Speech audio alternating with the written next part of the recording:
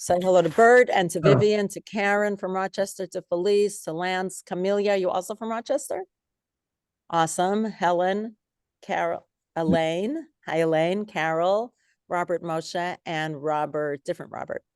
Welcome everybody who is on. Wonderful to have you. And we are going to continue. My goal is to finish Perek Bet, chapter 3, as I have something different to do in between chapters 2 and 3. We mentioned the fact that Haman appears for the first time in chapter 3 of the Megillah. Hidal HaMelech et Haman, that the king Gidal raised, I guess, or made bigger, made greater. Legadel also means to raise someone as a child, but in this case, I don't think that's what it means. So that will be in between chapters 2 and 3. Today, I would like to take that same deep dive that we've been taking into the rest of chapter 2, and then next week do something a little bit different in anticipation of Purim, and then we will continue with the Megillah, of course, after Purim as well. I've seen a translation of Gidal as being promoted. In other words, he gave him a promotion. Promoted, yep, that makes sense. Yep, raised him or promoted him. Perfect. Yep, exactly. All right. Oh, Robert Moshe, you're in the car. Got it. No problem. And Debbie's with us. Woohoo. Rochester rocks. That's like literally going to be my new tagline for this class. Rochester rocks. All right.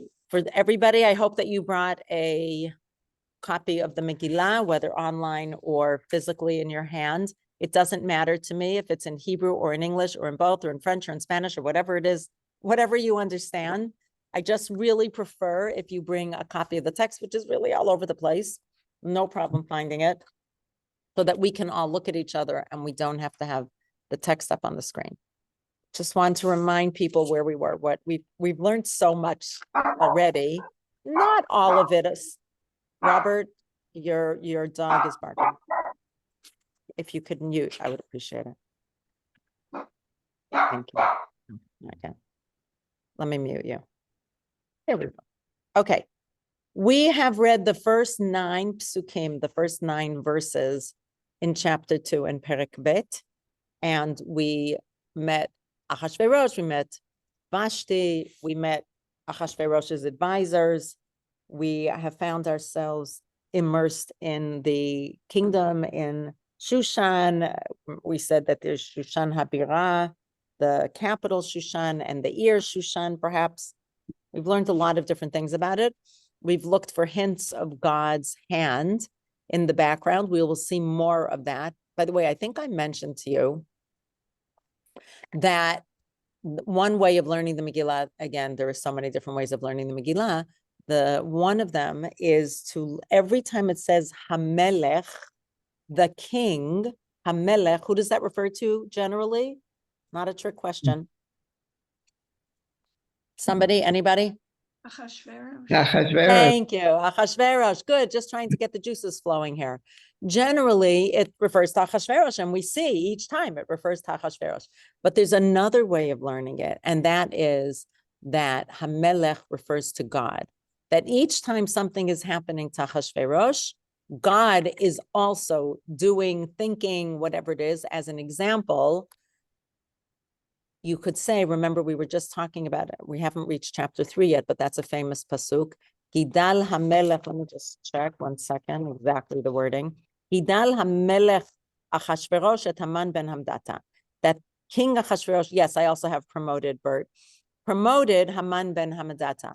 But you could also read it that Hamelech in the background, remember we talked about Hester being hidden, like the word Esther, that God is hid, but this is our God, or God. There's no other God, actually. There's only one God, according to our belief. That God promoted, God made King Ahasuerus promote Haman. That God's hand was in the, I'm sorry, Robert, I have to mute you because you have a dog barking. So please unmute when you have something to say or when the dog isn't barking. And we love having you and we love having the dog. We just can't have dog barking while we're talking. So the idea being that there was a guiding hand behind all this, and this guiding hand was God. So that's another way. And I invite you, I know we've had a lot of different lenses that we're reading the Megillah, and I bet we could start all the way at the beginning and do the whole thing and learn it according to that Perush of what Hamelech is. We're not going to do that, but occasional, because we wanted to do a deep dive and also have the lens of anti-Semitism and see where it's such an old trope. And Um, hi, this is Bert again. Why, this is more of a theological question. Why would Hashem, to the extent that Hashem played a role in Gidal Hamelach HaChashverosh as Haman, why would God do this, if he has such a direct hand in it? I would like to ask the class before I answer anything. I think that's a great question.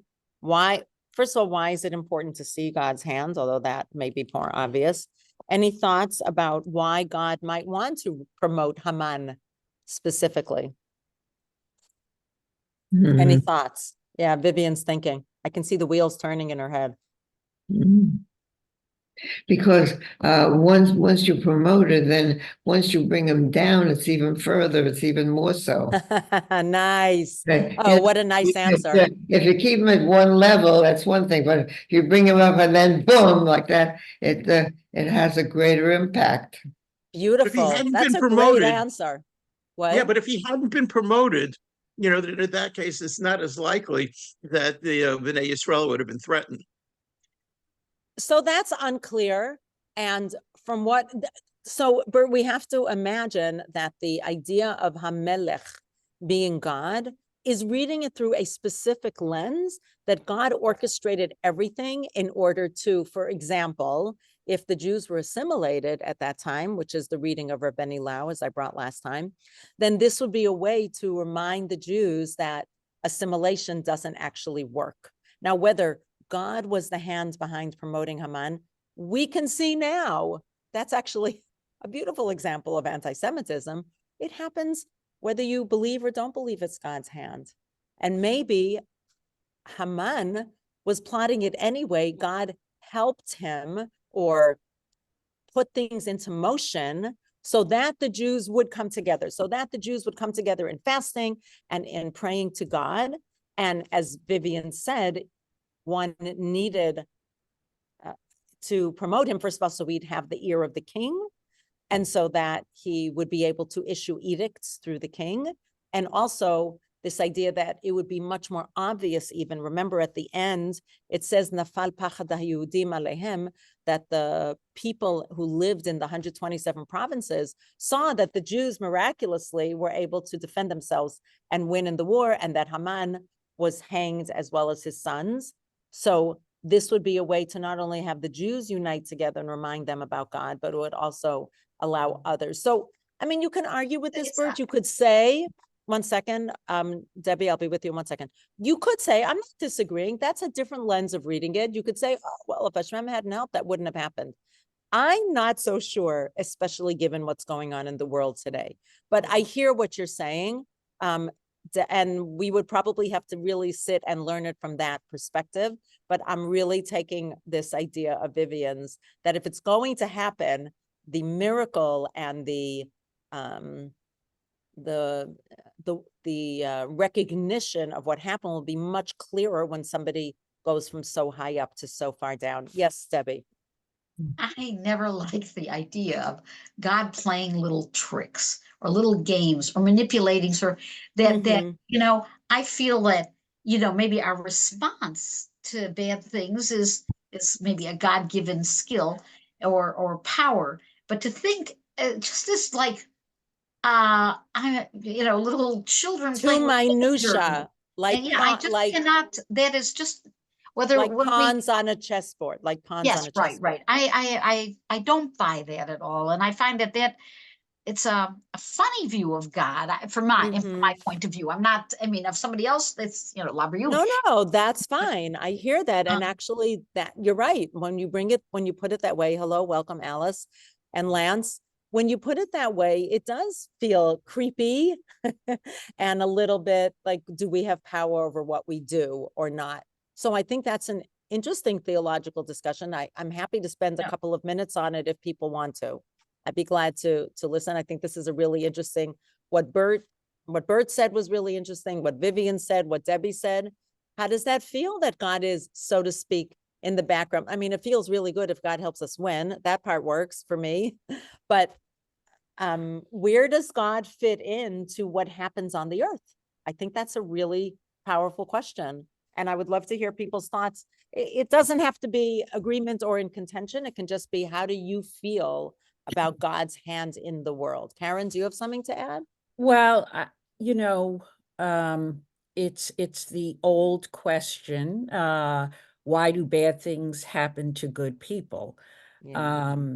And that question has been dealt with many Jewish scholars. Mhm. And basically, we don't know. We don't know. We really don't know. There are no answers.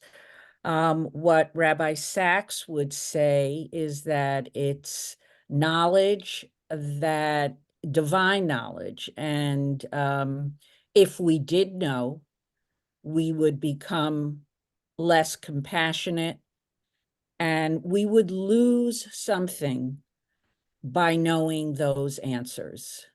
We become Wow. less of a human being. And Wow. I buy that. And these are just things that we don't know. I totally agree with Debbie. I don't see Hashem manipulating. And we do have power. We have freedom of choice. That's what Hashem has given us. So that's very powerful.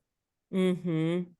So I'm not disagreeing. I'm just asking, how do we explain things that feel like miraculous events? Or are they not miraculous? Are they just by chance then? And I'm really not, this is I don't think they a are true by chance. discussion. Yeah. I don't think they are by chance. I go back to what Rabbi Sachs says.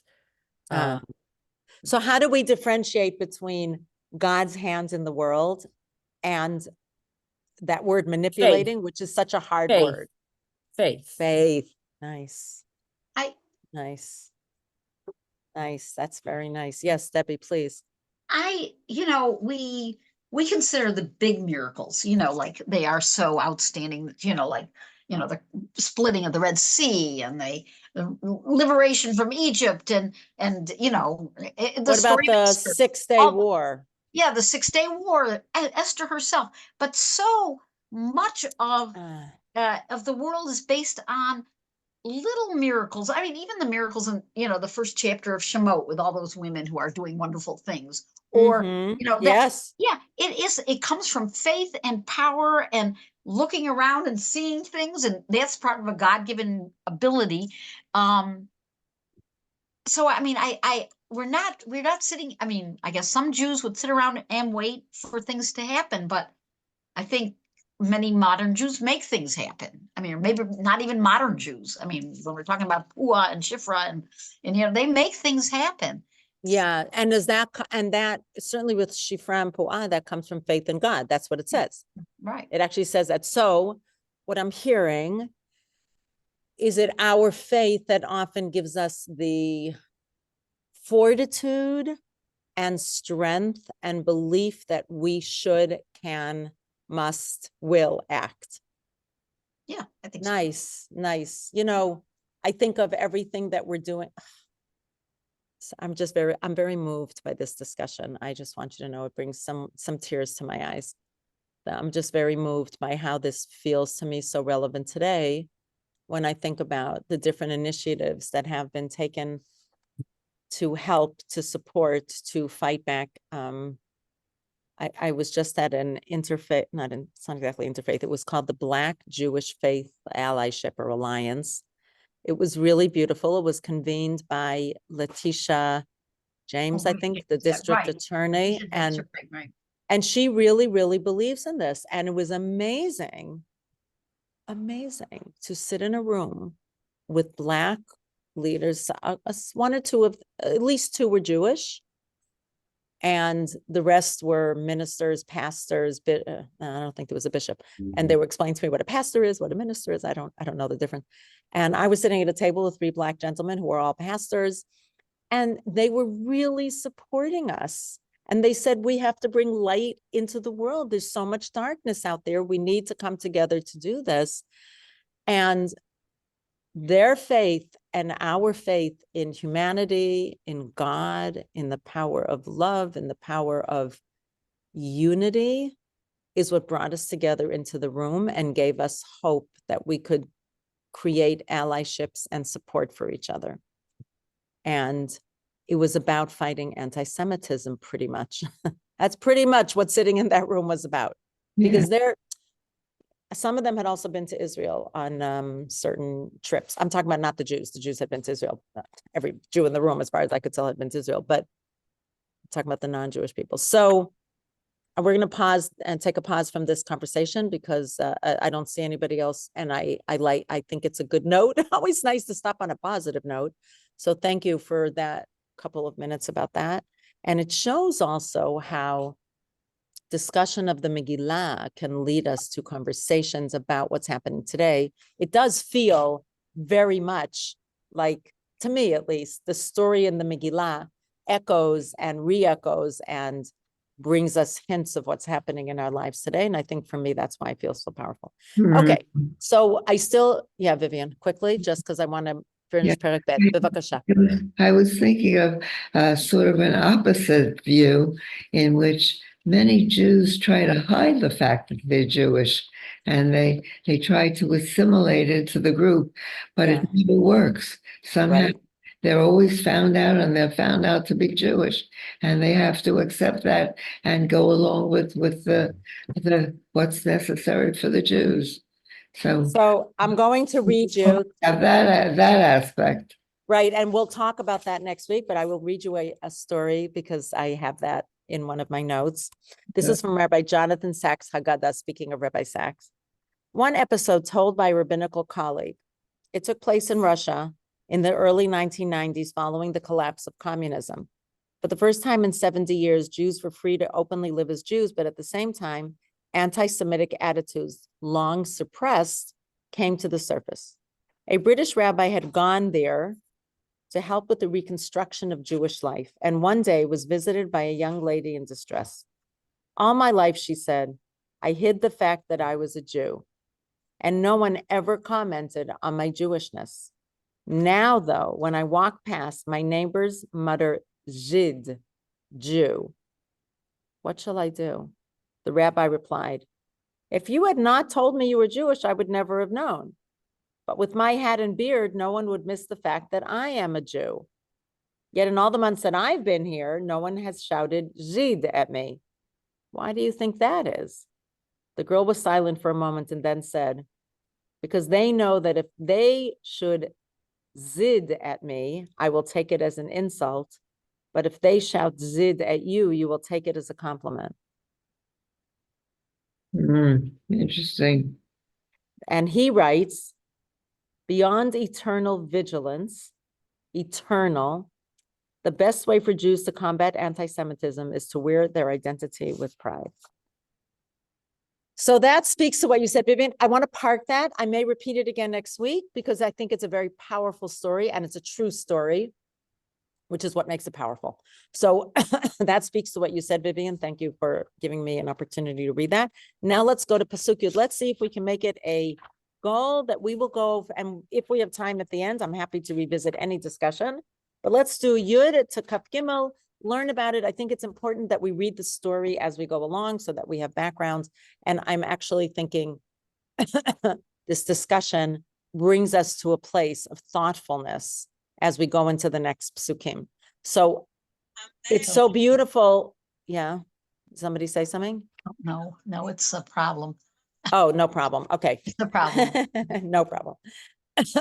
I want you to think about what Vivian said about hiding our Jewishness when we read the psukim about Esther, because we know what happens when she goes when she gets appointed queen. Okay, let's read it together. Pasuk Yud, verse 10, chapter 2. Lo higida Esther. Remember what happened? There was a beauty pageant, and she was taken, batilakach, she was taken in the passive form in Hebrew. She was taken to the palace from her uncle Mordechai. Uncle or cousin, maybe husband, not important to me. What's important is that he raised her. it says, what is it called? Be'omna. 1 second.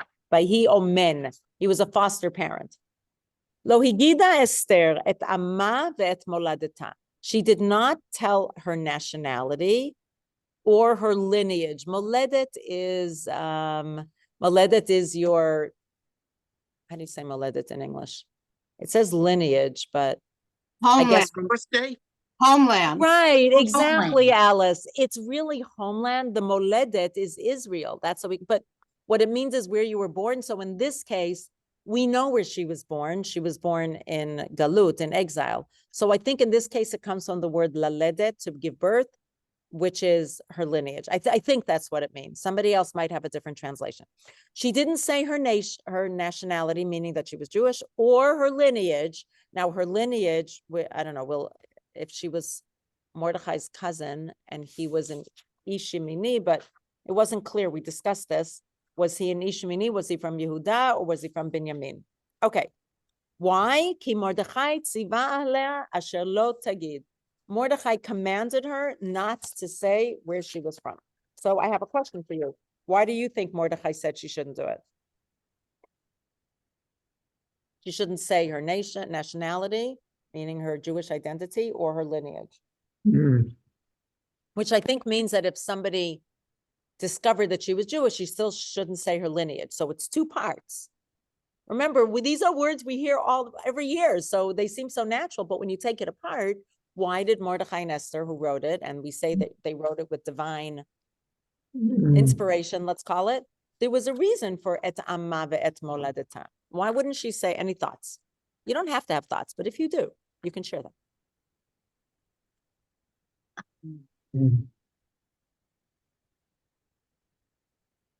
So to avoid a prejudice, sort of, and to avoid, making assumptions. If I mean, some people can't hide their identity or Right. because of their Right. If their you're looks or black, it's something hard like that. to But- hide that you're black. Right. But Or if you white. can, you might not want that to be part of the Nice. the mix. You might want to just Nice. look at me just as me. Beautiful. You don't know the background. Right. Beautiful. Get to know me as me, and then beautiful. Yes, Robert. I'm just going to read I have the Chabad Chumash. It says Esther was a descendant of King Saul. She did not declare her royal lineage. She had hoped the king would think she was of humble origin and would send her away. That's from Rashi. An alternative, to fear that she had declared her faith, she would have been forced to transgress these dictations of her religion. That's from Ibn Ezra. So the Ibn Ezra is assuming anti-Semitism, right? The Yeah. first one, Rashi, is a little different.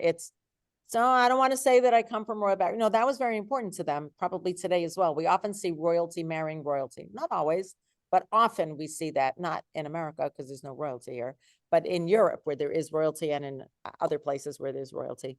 So very nice. Thank you very much, Robert. You are so welcome to always bring those kind of parshanut, of commentaries. So the Ibn Ezra says that, read it again what the Ibn Ezra said, please, Robert. If you could read it again. She feared that had she declared her faith, she would have been forced to transgress the dictates of her religion. Right. So remember, thank you. We had, and that might have been the Ibn Ezra who said that a midrash that Vashti was punished. The way she was punished is because she used to make Jewish girls work specifically on Shabbat in her palace, in her whatever the women's palace was. Now, again, this is a midrash. I get that. So you can tell me, but it doesn't say so in the text. I hear that. But this is what our sages discovered in the text, or what they thought of, what they imagined happened. So she was worried that actually she would be told, you have to listen to the king and you have to listen to us, and you're not allowed to follow your religion. This takes precedence over that. So that's why it would be. So they address both issues. One of them is her nation or nationality, Jewish, and the other one is her lineage, that she's from royal blood. Again, it doesn't really mean anything to us, not to me, but we get it. We read books, we read fairy tales, we've heard about it, that there is something about being blue-blooded, so to speak. So if maybe if Achashverosh didn't know that she came from royal lineage, Achashverosh would let her go because he would prefer somebody who came of royal lineage. Remember, he married Vashti. Vashti was a descendant of kings of Nebuchadnezzar. He wanted her power and her lands, and he wanted her name attached to him. Okay, so that now hold this, because when we get to the end of chapter 2, we will see that it is flipped. Here it says she didn't say her nation and her lineage. Later on, it'll say her lineage and her nation, and I want to discuss that. So just keep that in mind. Okay, Yud Aleph, 11.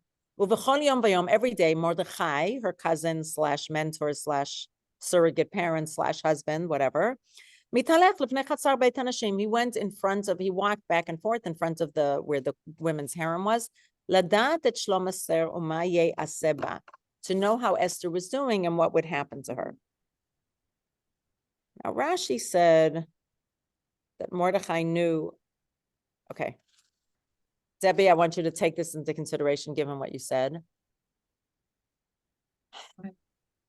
I don't know if other Jewish girls were taken. We have no idea. We know that many girls were taken because there was a beauty pageant, right? There was every night, we're going to read that every night a different girl came to the king's bed, and he would, see if she suited him and if he was taken by her, meaning taken, right? That he liked her. But some of the Parshanim, some of the commentaries see that they saw this as some sort of a hint of Geulah coming, of Yeshua, of salvation. Because maybe they thought, again, I don't want to talk about manipulating, but they said this is so odd that a Jewish girl would end up in the palace. And the way I imagine, by the way I imagine Mordechai pacing back and forth and watching to hear reminds me of Miriam Hanaviyah, the prophetess, where she was watching what would happen to baby Moshe, who was so defenseless when he was in the basket. That's, for me, that's what came up for me.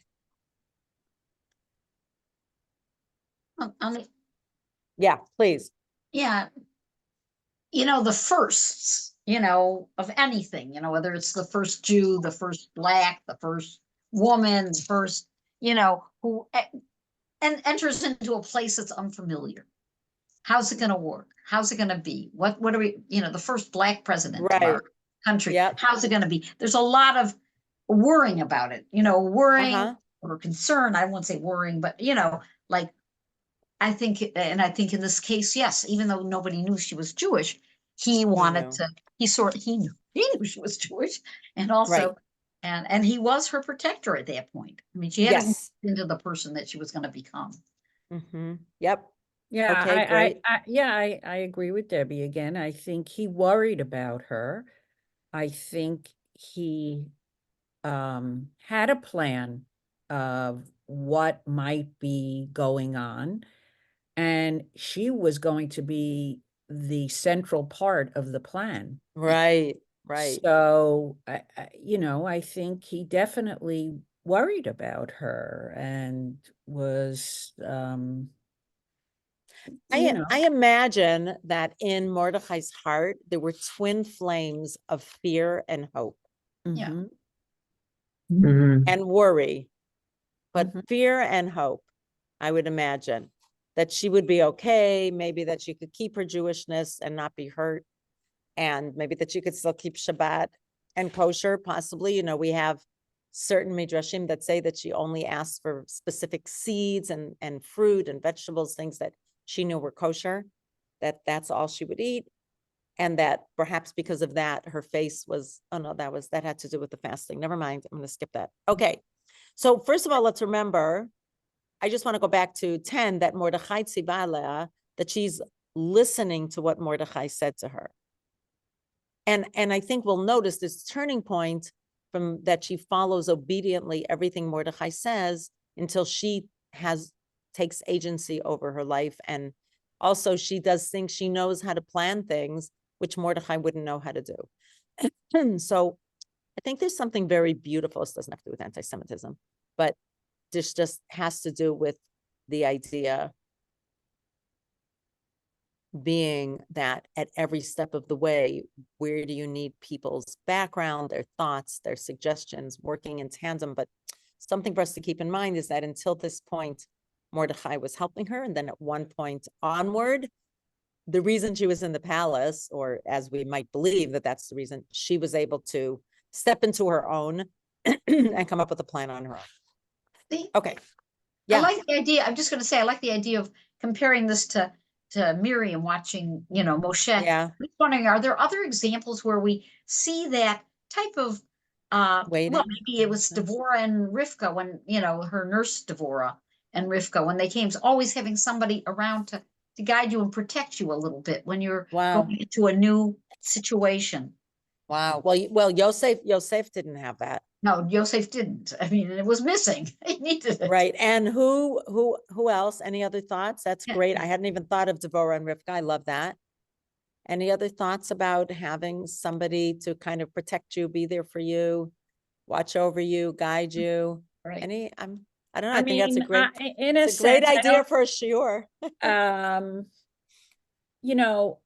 Abraham, in a way, did it for Yishmael, when he heard the cries and he knew he couldn't show too much concern, but he definitely wanted to protect him. He knew that. There is a midrash. I heard somebody give a Devar Torah about that, how Abraham would go to like where Ishmael was living and sort of check up on him. Yeah. Yes. After that, I love that. I hadn't heard that Yeah. until I was an adult. Beautiful. So I think that's another I love situation. that. Awesome. That's terrific. Okay, fantastic. I love that idea. Who had a guardian angel, so to speak, or somebody, and who didn't, or what did it give them? That's great. That's great. Look out for a shiur on that topic at one point, because that sounds awesome. Okay. Okay. I mean, in a way, Barak and Devorah also had that. Like Devorah protected Barak, and it's like each of them in a slightly different way.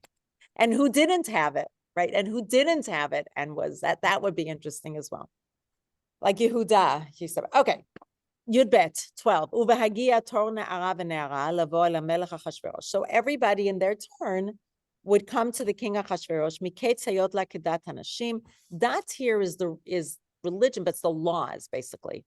At the end of the law of women, so I read that the reason they did 12 months is so that they could check if they didn't have any illness, disease, sexually transmitted disease, because over 12 months it would come out. They didn't want to infect the king, because although it says here that that's when they would have their tamrukim in modern Hebrew is cosmetics and lotions. And 6 months they would be in this beautiful oil, and 6 months bipsamim, spices and perfumes. 12, yeah. And then 13, Yud Gimel. ובזה הנערה באה אל המלך את כל אשר תאמר יינתן לה לבוא עמה מבית הנשים עד בית. So when the maiden was ready, remember it has to be made na'ara. I mean, it doesn't say betula, virgin, but it's a young maiden. When she came to the king, whatever she asked for, if she asked for a musical instrument so she could play that, or if she asked for specific perfumes, or if she asked to make her face up, or beautiful clothing, whatever she asked for that she thought would help her attain this status of being queen. Remember, did we discuss this? That it was really a punishment to be in this harem, because once the king had used you, so to speak, you weren't fit to be with anybody else, because how could anybody else sleep with somebody who slept with the king? And therefore the women would literally be imprisoned for the rest of their lives with other women in the harem. So only one person would be queen, although it says that Shlomo Melech had like 1,000 wives. So I don't know why only one, but one would be the queen and the others would be kept in case the king wanted them, and they would be literally chained in the palace. So I could imagine all the maidens didn't really want to go. They just wanted to have their own lives, and even if they wouldn't be queen, and their chances of being queen was very small. But they would think about maybe the alternative to being queen is like maybe in those days, like this was your one way out, from, poverty. Yeah, poverty or. That's true, because you could still be in the harem, you would be fed. I guess you'd have friends because you'd have women to be friends. I don't know what they did all day, but yeah, who knows? But like, I think of them as lying around doing nothing, but maybe they found great things to do. That would be an interesting thought process. What they were allowed to do. Were they allowed to leave the harem? Were they allowed to leave the palace? Were they allowed to go out into the city? I don't know. So how did it work in Yudalit in 14? Ba'erev hiba, at night she would come. Baboker hishav al beit hanashim sheni. She would go back to the women. In the morning, she would go back to the women's harem. Oh no, sorry. Beit hanashim hasheni means the first one is before they come to the king, and then I guess that's how they easily differentiated between those who were already, the king slept with her, and then she went to the second one, which means they were post sleeping with the king. Eliad Shashgaz Sris HaMelech. So this person who took care of them. And Lo Tavo Od El HaMelech Ki Im Chafetz Melech V'Nikra B'Shem. The king has to actually call her by name and ask her to come back. And until then, she couldn't come back. Okay. Just 1 minute. So this is something, that's right, I forgot about this. I looked this up. Just 1 second. Right. If we look at the Vagia Tor Na'ara V'Na'ara, so are people familiar? There's something called trup, cancellation notes. The trup on Na'ara V'Na'ara, each girl, is something called the Kadma V'Azla, which means to go forward or to step forward. But the trup on Esther, when she is taken, is a monach. Monach means resting, meaning she didn't want to go. But as Debbie pointed out, maybe each girl was eager to be called in because maybe she has a chance of being queen and being rescued from poverty. So that's just an interesting thing to say. Okay. Pasuk Tetvav, 15. Uvahagia Tor Esther bat Avichai Dod Mordechai. So when it was Esther's turn, and who was she? She was the daughter of Avichail, she was Mordechai's cousin. Asher lakach lo levat, he took her in as a daughter. Remember, we said that could be bait, which means wife, and somebody else here said, why was that so important to say that? Could be like, hi Judy, could be like, why is that important? I don't know, but I thought that was a great question. Lavoy lamelech, when it was her turn to come, lo bisha davar. She didn't ask anything special, only what Haggai told her to bring. Remember, Haggai is in the first palace, Shashgaz is in the second one. Haggai is before to prepare them to see the king, and Shashgaz is the second one. But and she was found favor in everybody's eyes. 1 second. Okay. So this is an interesting take on it. The Gra says, I think it was the Gra, that Esther actually should have been killed many times over. Why? Because what happens when there's a girl who comes and seems to be apathetic? She doesn't ask for beautiful clothing. She doesn't ask for perfumes. She doesn't ask for anything to bring to the king. The only one out of all the girls who didn't ask for anything. What does that show? That seems to show that she has no interest in going to the king. And in fact, if we look at Pasuk Tet Zayin 16, it says, Vatilakach Esther, and she was taken. Now, you could say that all of them were taken, right? Because the guards came and marched her in and, brought her. But it's specific. The Megillah is making a point of saying that she was taken. So the Gra sees this as a miracle, that even though she seemed to be like she didn't care, or she probably didn't care, then she still wasn't killed. And she was so beautiful. And so there's something inside her that even though she herself, and she didn't know, she was just a young person. There was something in her that must have, Yes, that stood out. Without the makeup and without the what. Well, she might have used makeup, but it says she didn't ask for anything more than the minimum she was given. She didn't ask for anything special. Others were like, great, I can have beautiful dresses, I can this, I can that. But so the Midrash says, why did she find favor in everybody's eyes? This is the Midrash. I learned this Midrash as a child. remember, people here were all different nationalities and came from all different backgrounds.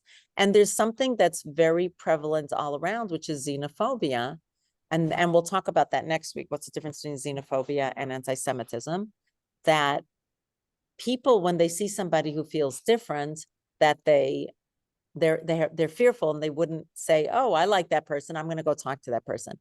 But rather that every person saw something of their nation in Esther, because otherwise the Chachamim, the sages, couldn't understand how she could find favor in everybody's eyes. And that's what it says, that she found favor in everybody's eyes. So it was even more difficult to recognize that she was Jewish, because there was something very neutral about her, that you didn't understand that she was Jewish, not in her accent, not in the way she dressed, not in the way she looked. There was nothing that was specifically Jewish. Tetzain 16. Batilakach Esther. I just wanted to ask you one question. I have Yeah. Art Scroll here. I'm just Yeah. reading in Memo. Is it Karen? Halavi. Yeah. Yep. Yeah, and I don't, that's not, I don't know who Memos Halavi is, but he says that she actually wanted to be rejected. Right. And this was her way out. Right. By, Well, it's not really her way out, right? It's only her way out of being queen, but she would still be stuck in the harem. Again, according to, which makes sense that would be, yes, that this would be, meaning that she wouldn't make herself look even more beautiful. And Right. that goes along with Vatilakach Esther, that she was taken passively. Thank you, I appreciate that. Vatilakach Esther el Melech Achashverosh, she was brought to the king Achashverosh, el Beit Malchuto, to his palace, b'chodesh hasiri, in the 10th month, u'chodesh tevet, b'shnat sheva lemalchuto. This was in the 7th year. Now, do we remember when he made the party just one chapter ago? Anybody remember? When did he make his party? I don't remember. I think it was the 3rd year. Let's check it out. Yeah, I was gonna say that. Yeah, that it was the 3rd year. Let's just check. I'm looking at the back. Bishnat shalosh lemolcho, verse 3, chapter 1. In the 3rd year of his reign, and then that was 180 days. Then he had the 7 days, and that's when Vashti was either banished or killed, or both, or killed in them. I don't know what. And now it's in the 7th year. So we already know that that the Megillah doesn't happen overnight. It happens at least over 4 years at the minimum. It's Right. She was probably brought in the 6th year, and it took her a year till she got into Achashverosh, which is interesting. I guess it took a while after. I guess it took them a long time to put out the edict to have this beauty pageant until they got the idea, till they collected the girls, because remember, she spent a year, which means that if it's in the 7th year and it's in the 10th month of the 7th year, so at least 1 year in the 6th year, and she was 10 months in that she was taken. Just saying. Yes, really Debbie. I think it explains her apathy, because she didn't see Yeah. she didn't at this point know what was her mission. She had no idea. So she's just like Right. sitting around. You imagine it might have been a little boring, and Yeah. you chat with these people, you're nice to them, you're very polite, but why am I here? What is this whole thing about? And then Right. it's a long time. Right. And not imagining that she might have a role to play. Exactly. And I do want to say that many of us can look back on our lives and say, I didn't know why I ended up here, or why I took that job, or why this happened or that happened. And only later on do we see that something came of it. I'll just say, as a very small thing about my life, not because my life is more special than anybody else's, but I came to America 10.5 years ago, or more, maybe 11 years ago already. And I came for just 1 year, just to stay here for 1 year or 2 years. And I was still working in software. I came for a different reason, but God had different plans. That's the way I see it. And I ended up changing my whole profession and going to Maharat. And that would not have happened if I hadn't decided to come to America, which was a difficult decision for me, to leave Israel, to leave my children and grandchildren, even for 1 year. I hadn't lived in America most of my adult life. It had been, 30 whatever years since I'd lived in America, since I'd lived in Israel, since I'd moved from America. It was over like 30 plus years. But in the end, I could see how, now, I don't want to call it manipulated because that's a negative word. I would say God guided me and helped me maybe find the koach, the power, not the power, the koach, the strength. One second, the inner strength to make that decision to come to America, even though that was a scary move financially, etc. So I am agreeing with you, Debbie. No, I'm just saying that's a perfect example. Yes. That's a perfect example of the partnership of God and you. Correct. You with And your that's a skills and partnership. your abilities, and he, allowing you to make some, or helping you make some choices or something like that. Exactly. And I didn't say yes right away when my husband at the time asked me to come. I was like, what? Why should I go? But whatever. He was here working on a startup. And so it made sense, but it took like a year or two from when he asked me to look up, put into place. So yes, I'm really appreciating that. I can see my own life. I don't know if anybody else wants to share something, but I could, if you want to share something, but that's an example of how I'm seeing that. Very nice, Debbie, to think of Esther as this young maiden who'd never been in that. I mean, even if she was assimilated, she still lived among Jews, I would assume. And before she was taken to the palace. Okay.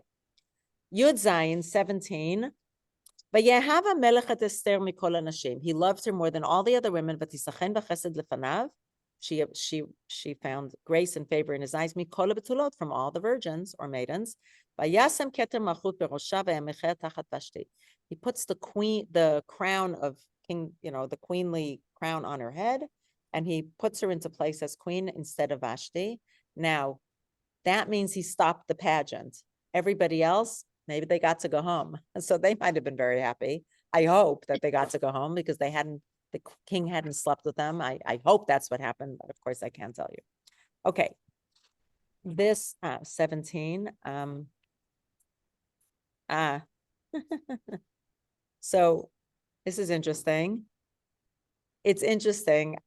Somebody points out the Megillat Sitarim and the Vilna Gaon say, the way it's written in the Pasuk seems the opposite of the way natural love would occur. First, it says he loved her, and then it said that she found favor in his eyes. Really, it should be she came to him and she found favor in his eyes and he fell in love with her. So why is it the opposite? Any thoughts why it would be the opposite here? I don't know, but what is it with Isaac, Yitzchak, and Rivka? How does that go? When he saw her, I don't have a Tanakh in front of me. He saw her. You have to look it up. It's in before Vayetze, whichever one. Toldot, maybe. I don't know. I don't have my. Yeah, I don't have that's a good idea to always have a watch, but it's just an interesting idea. They learned from it that it was a miraculous kind of love. Like he just fell in love with her and then put the crown on her head. Immediately it was kind of this whim, this move, but it is, the reason they're saying that is because they noticed that it doesn't look right. It should have been, and this is again going back to perhaps God's hand was in it, perhaps not.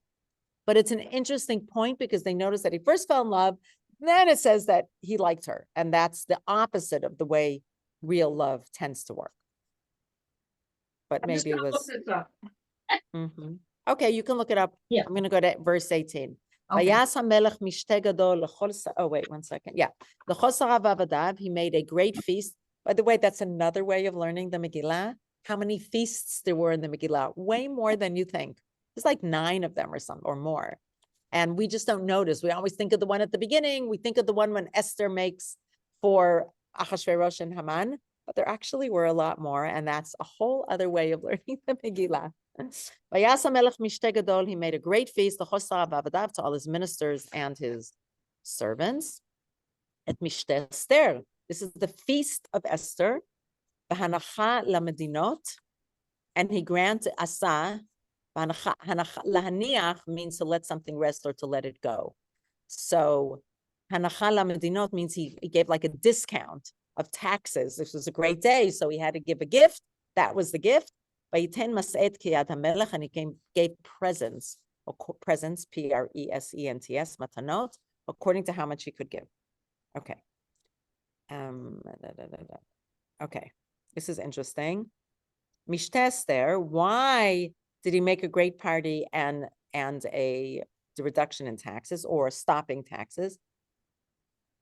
Rashi said, because he really wanted to know who she was from, what nation, what identity, what household, what nation. This is what Rashi says. What nation did you come from? No response. What family did you come from? No response. Maybe she just smiled. What people did you come from? No response. And the Gra said, that's why she needed chen v'chesed. She needed to be this pleasing person, despite her arrogance in not answering, that the king would still desire her. And she's following Mordechai's bidding and assuming that he knows the right way to do it. And by the way, that reminds me, I'm sorry, this reminds me of the Walt Disney of Ariel in The Little Mermaid. She lost her voice when she's trying to get the prince to fall in love with her. And so she doesn't have her voice to use, but he still is able to fall in love with her. So that's just really interesting. It's just a small comparison. And why would the king let off taxes? Because supposedly, according to this interpretation, part of his plot was to get people to admit she's from our nation. Maybe because of not having taxes, that people would bring her birth certificate or another indication of where she came from. Like, because of us, she belongs to our people. But the Jews didn't do that. The Jews didn't do that. The Jews didn't say, I think the Jews were scared. I think Jews are scared to bring up it's because she's one of ours. Or maybe Mordechai was a leader and told them not to. This is the first time that I feel I'm hearing the voice or not hearing the voice of the Am, of the Amcha, of the people who live in the provinces. Nobody came forward and said, yay, she's Jewish, therefore we got. No, nobody wanted to pick up their head and say, it's because she's Jewish. Did you find what it said about Isaac? I did find it. It said, and he married her and then he loved her. So, I mean, which actually makes sense. Like, she could have found favor in his eyes, and then love grows when you live together and hopefully when you build a life together, or that's when your love gets deeper. Beautiful. Thank you for bringing that in. 19, we're on a mission to finish. We only have a few psukim left. So this is really interesting. I never noticed this. Mordechai Yoshev b'shar hamelech. Hi, Rabbi Linzer. What does that mean? Why did they bring maidens back together a second time? They're done. What is that? What is that? It's such an interesting question that I never noticed before. I thought that was amazing. Why would he gather them a second time? One of the things, this is Bert, one of the things I always assumed is that kings and other people, when they have a lot, they never have enough. Why not have more women? Who cares? You know? Yeah. Okay, I hear that. Did you ever hear of a rich person say, have enough money, don't need to make any more money?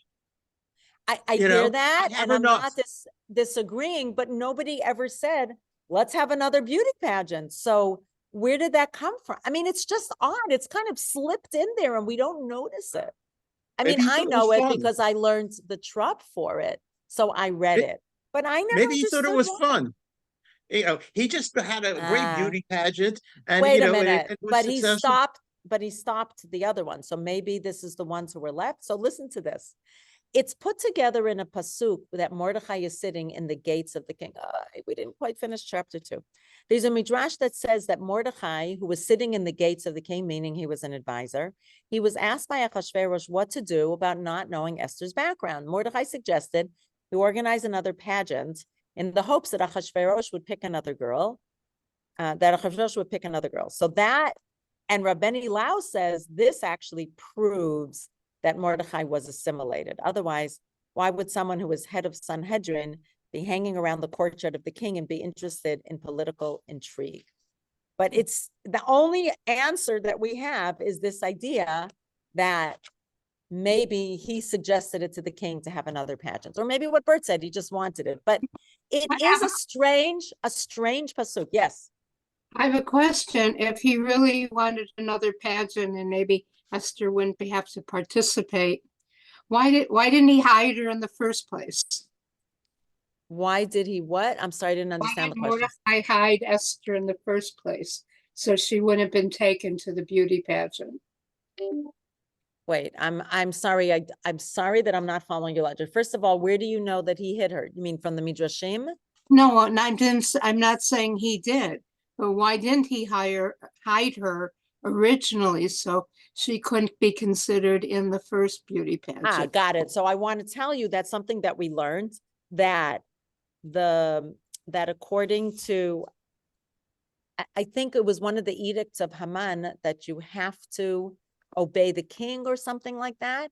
And therefore Mordecai wasn't able to hide her because he had to follow the edict of the king, that there was something, I mean, I could go back and look, but I think we learned that.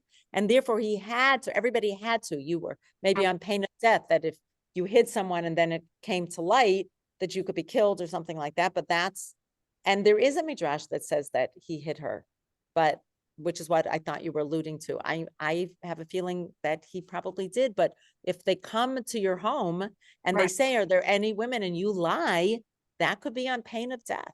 And how long can you hide a beautiful girl? I mean, for the rest of her life, then he would be, I mean, that's what I'm imagining, Alice. I haven't read that specifically anywhere, but is what I imagine. But That- I just, yeah, go on.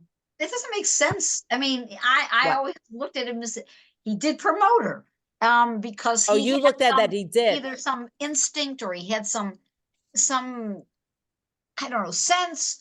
I mean, Yeah, like some nivuah. He was Yeah. already in the planning stages. Well, So it does say Vatila Kach Esther, and she was taken, and that really means she could easily mean she was taken forcibly.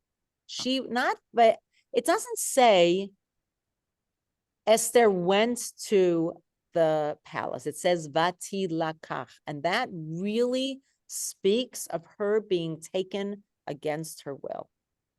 well, and that would explain perhaps why she did not put makeup on or do any sort of thing. Right. Yeah. But Yeah. then what I'm hearing here is it's possible that Mordecai and Esther were a little bit at odds with each other.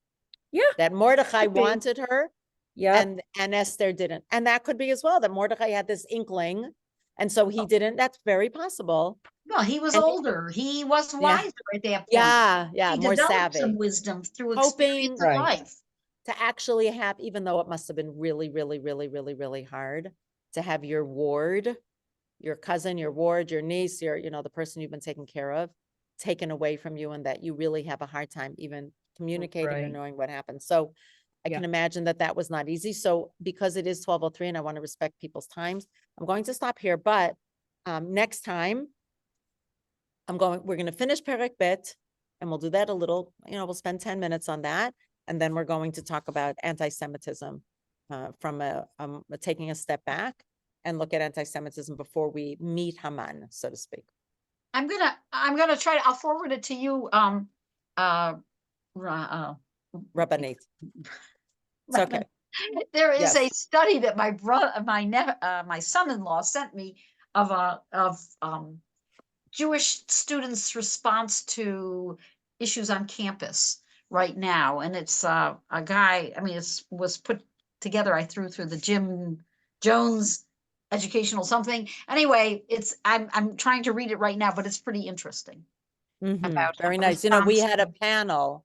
We had a panel in HIR with 2 students on campus. It was really very powerful. Yeah. And from Harvard, he's suing Harvard, another one. in Right. Harvard. Well, Helen was nice enough to send us the link for that as well. So Oh, very nice. Yeah, it was several really of powerful. us saw it. It was scary.